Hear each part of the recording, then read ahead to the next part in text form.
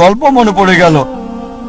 একসময় একজন ফেরেশতা এসে এক লোককে বলল, আমি তোমার উপর খুশি, তুমি যা চাইবে আমি তোমাকে তাই দেব, তবে একটা শর্ত, যা তুমি চাইবে আমি তোমাকে সব দেব, তবে তোমার প্রতিবেশীকে দেব তার দ্বিগুণ। লোকটা বলল, একটা রোলেক্স ঘড়ি আমার চাই। ফেরেশতা তাকে রোলেক্স ঘড়ি দিয়ে দিল।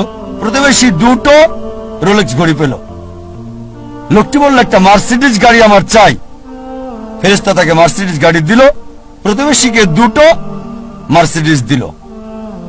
লোকটি বলল, একটা সুন্দর বড় বাংলো চাই। ফেরেশতা তাকে সুন্দর বড় বাংলো দিল। তার প্রতিবেশীকে দেওয়া হলো দুটো সুন্দর বড় বাংলো। লোকটি পরে বলল, দয়া করে আমার শেষ ইচ্ছাটা তুমি পূরণ করে দাও। কি সেটা? আমার